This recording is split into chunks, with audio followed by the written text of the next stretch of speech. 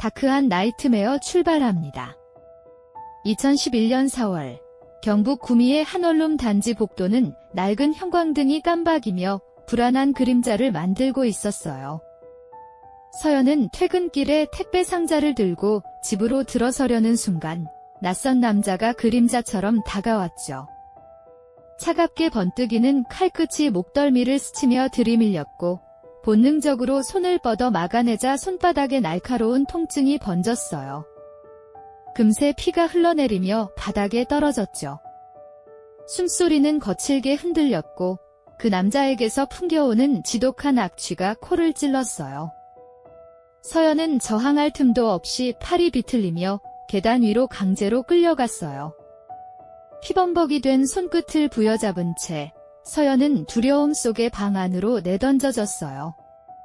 좁은 원룸은 숨막히는 정적과 눅눅한 공기에 잠겨 있었고 문은 빠르게 잠겼죠. 낯선 남자는 검은 모자를 눌러쓰고 얼굴 절반을 목도리로 가리고 있었어요. 눈빛조차 드러나지 않았지만 들이켜는 숨결 속에서 알 수 없는 광기가 흘렀어요. 칼은 여전히 소나기에 꽉 쥐어져 있었고 그의 손가락 마디 사이로도 붉은 피가 스며나왔어요. 서연은 공포로 몸이 떨렸고 뒷목에서부터 서늘한 기운이 가슴까지 번져왔죠. 그 사내는 잔인하게 카메라 셔터를 눌렀어요. 찰칵, 찰칵. 억지로 벗겨진 옷 위로 터지는 플래시는 서연의 영혼을 갉아먹는 소리 같았죠. 사진은 단순한 기록이 아니라 평생 지워지지 않을 협박의 족쇄가 될 수 있었어요. 서연은 눈물로 번진 시야 속에서 필사적으로 몸부림쳤지만 힘은 역부족이었어요.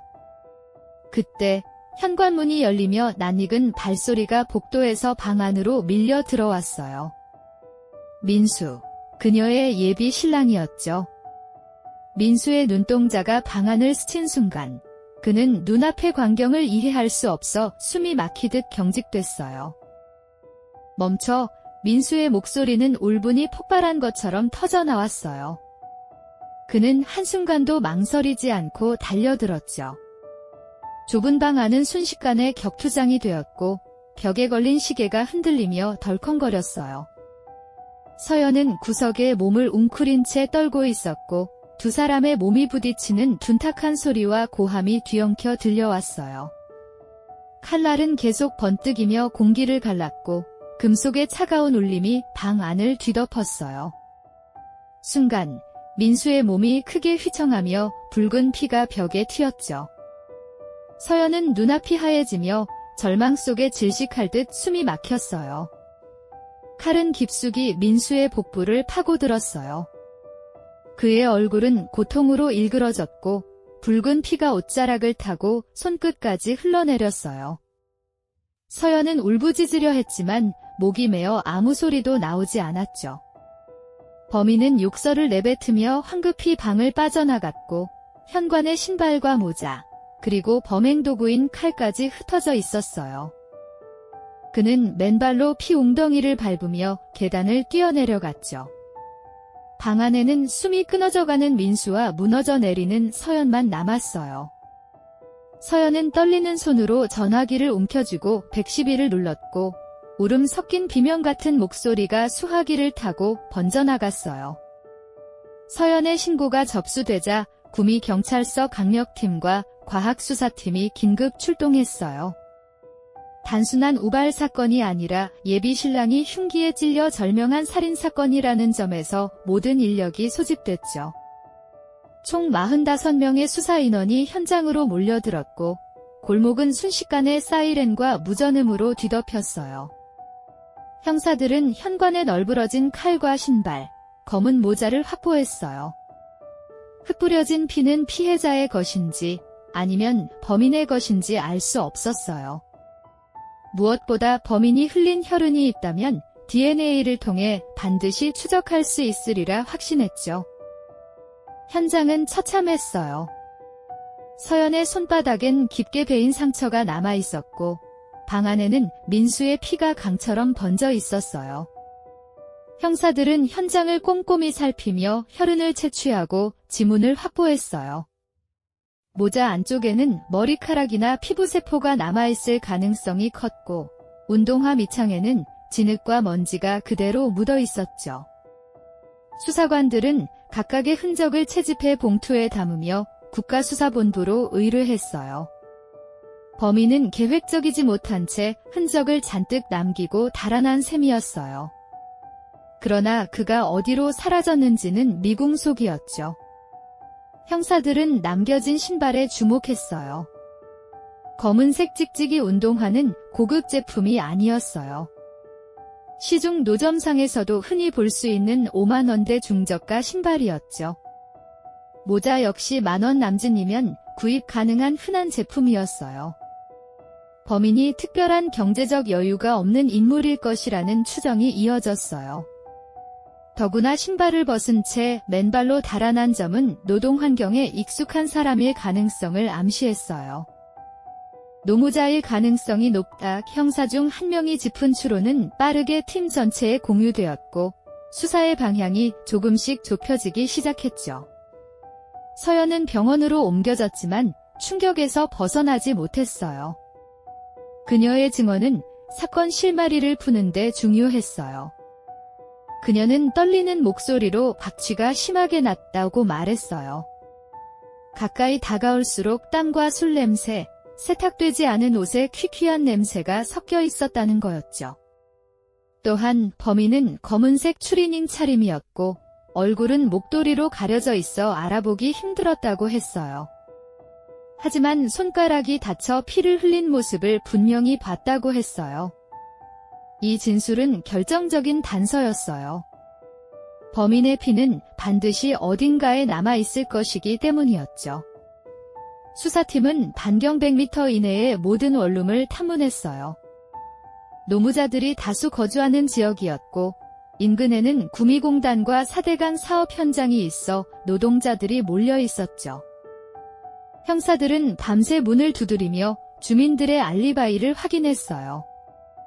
혹시 손가락에 상처가 있는 사람은 없는지, 수상한 사람이 갑자기 사라지진 않았는지 일일이 확인했어요. 동시에 주변 약국에도 협조 요청을 했어요. 손가락 상처로 소독약이나 붕대를 사간 손님이 있는지 확인해달라. 작은 단서라도 놓치지 않으려는 집념이 현장을 지배했죠. 하지만 범인의 그림자는 쉽게 드러나지 않았어요. 형사들은 다시 반경을 넓히며 수사 범위를 200m까지 확장했죠. 원룸 단지 수백 세대를 다시 훑으며 현장 감식을 반복했어요. 과학수사팀은 계단과 복도, 출입문 손잡이에 특수약품을 뿌려 혈흔 반응을 확인했지만 뚜렷한 흔적은 나오지 않았어요. 밤을 지새우며 이어진 수사에도 특별한 단서는 발견되지 않았어요. 형사들의 얼굴엔 피로가 짙게 드리워졌지만 누구도 발길을 멈추지 않았어요. 이 사건은 반드시 해결해야 한다는 압박감이 모두의 어깨를 짓눌렀죠. 회의는 현장에서 즉석으로 이루어졌어요. 과장과 팀장들이 모여 커피와 담배를 손에 쥔 채 의견을 교환했죠. 형식적인 보고가 아니라 자유롭게 떠오르는 생각을 나누며 단서를 찾으려는 자리였어요. 한 형사가 조심스럽게 말을 꺼냈어요. 반경 안에서 흔적이 안 나오면 교통수단을 이용했을 가능성이 큽니다. 모두가 고개를 끄덕였어요. 자가용, 버스, 오토바이, 택시. 수많은 경우의 수가 있었지만 우선은 택시를 추적하기로 했죠. 범인이 대중교통을 이용했다면 CCTV와 GPS 기록에 반드시 흔적이 남아있을 거였어요. 수사팀은 반경 700m 유흥가 밀집 지역에서 확보한 CCTV를 분석했어요. 흐릿한 영상 속 검은 모자와 검은 운동화를 신은 남자가 택시에서 내리는 모습이 포착됐어요. 비록 차량 번호는 식별하기 어려웠지만 범행 시각과 동선이 일치했어요. 형사들은 즉시 구미 지역 내개 택시 회사에 협조를 요청했어요. 450대 차량의 운행 기록과 GPS 자료가 전부 모아졌죠. 분 단위로 표시된 운행 데이터는 방대한 양이었지만 형사들은 밤새 눈을 부릅뜨며 한 줄 한 줄 대조했어요. 그들의 인내는 범인과의 시간 싸움이었어요. 마침내 사건 당일 오후 6시 58분, 한 택시가 수상하게 눈에 띄었어요. 특정 지역 안마시술소 앞에서 승객을 태운 기록이었죠. 그 승객이 범행 현장 인근 유흥가에 내려 이후 원룸 방향으로 걸어가는 모습이 CCTV에 잡혀 있었어요. 수사팀은 즉시 해당 승객을 쫓기 시작했어요. 주변 PC방과 노래방을 돌며 다시금 영상을 확보했어요. 검은 추리닝에 운동화를 신은 남자가 모텔로 들어가는 모습이 포착됐어요. 이 장면은 수사팀의 피로를 단숨에 날려버리는 결정적 순간이 되었죠. 형사들은 곧장 모텔로 향했어요. 임검을 실시하며 투숙객들의 방을 하나하나 확인했죠. 노무자, 장기 투숙객, 낯선 외지인들까지 손가락 상처를 살피며 추궁했어요. 그러나 단서는 쉽게 나오지 않았어요. 시간이 흘러 402호와 407호만 확인이 남았을 때 형사들은 긴장 속에 대기했어요. 그때 비닐봉지를 든 한 남자가 느긋하게 모텔 안으로 걸어 들어왔어요. 그의 손에는 붉은 상처가 선명히 남아 있었죠. 순간 형사들의 직감은 외쳤어요. 놈이다. 드디어 나타났어. 방 안 공기는 곧 폭발 직전처럼 얼어붙었어요. 형사들은 남자를 세워놓고 신분증을 요구했어요. 그는 떨리는 목소리로 집에 두고 왔다고 얼버무렸죠. 숙소를 묻자 407호에 아는 형이 있다고 둘러댔어요. 그러나 방 열쇠조차 없었고 설명도 앞뒤가 맞지 않았어요. 형사들이 엘리베이터에서 그를 주시하던 순간 손가락에 남은 상처가 또렷이 보였죠. 피가 아물지 않은 붉은 자국은 범행 당시의 격투를 증명하고 있었어요. 형사들은 눈빛을 교환하며 결론을 내렸어요. 이 자가 맞다. 더 이상 놓치면 안 된다. 긴장이 실내 공기를 짓눌렀죠. 방문을 열자 좁은 407호는 어수선하게 흩어진 짐들로 가득했어요. 그 속에서 범인은 순간 얼어붙었고 형사들은 그를 포위했어요. 추궁은 곧 시작됐어요. 손가락 상처, 현관의 피, 안방의 흔적. 다 내 거잖아. 형사들은 남겨진 칼, 모자, 신발까지 하나하나 들이밀며 압박했죠. 그는 처음엔 부인했지만 목소리는 점점 흔들렸어요. 내 DNA만 나오면 끝이다. 거짓말 계속할 거냐? 형사들의 단호한 목소리는 벽을 울렸고 그는 결국 고개를 떨군 채 숨을 몰아쉬었어요. 그 남자의 이름은 도현이었어요. 30살, 절도 전과만 20차례에 달했죠. 어린 시절부터 문제아로 자라 교도소를 들락거리며 정상적인 삶과는 거리가 멀었어요. 피해자 민수와 같은 나이였지만 두 사람의 삶은 극명하게 달랐어요. 민수는 성실히 일하며 예비 신부와 가정을 꾸리려 했던 반면 도현은 타인의 삶을 훔치며 살아온 인물이었죠. 형사들은 그의 입에서 자백을 이끌어냈고 범행의 전모가 드러났어요. 하지만 그가 말하는 변명은 책임을 회피하려는 거짓으로 가득했어요. 도현은 술에 취한 채 택시를 잡아탔다고 했어요. 사람 많은 곳에 가달라는 말과 함께 내린 곳에서 우연히 서연을 보았다고 주장했죠. 하지만 그의 가방에서 회칼이 발견됐어요. 평소에도 범행 도구를 들고 다녔다는 증거였죠. 그는 충동적으로 뒤따라가 현관에서 위협했고 계획에도 없는 피를 보자 더욱 당황했다고 말했어요. 그러나 당황했다면 도망쳤을 거예요. 서연을 끌고 올라가 사진을 찍고 강간을 시도한 행위는 분명 의도적인 범죄였어요. 그의 말은 억지일 뿐이었죠. 수사 과정에서 드러난 사실은 더욱 끔찍했어요. 그는 서연을 단순히 위협하려 한 것이 아니라 사진을 통해 이후에도 반복적으로 지배하려 했던 거였어요. 만약 민수가 귀가하지 않았다면 사진은 협박 수단이 되어 서연의 삶을 옥죄었을지도 몰랐어요. 절도에서 성범죄로 나아가 강도살인까지 이어질 수 있는 위험한 흐름이 명확했죠. 그의 전과 기록은 그 위험성을 증명하고 있었어요. 범행 현장을 떠나면서 신발과 칼을 버린 것은 계획이 무너진 흔적이었고 오히려 치명적인 단서가 되었죠. 도현은 끝까지 구현이었다고 주장했어요. 그러나 형사들은 차가운 눈빛으로 일축했어요. 평생 들고 다니는 게 회칼이냐. 우연으로는 설명할 수 없어 그의 범행은 철저히 고의성이 드러났어요.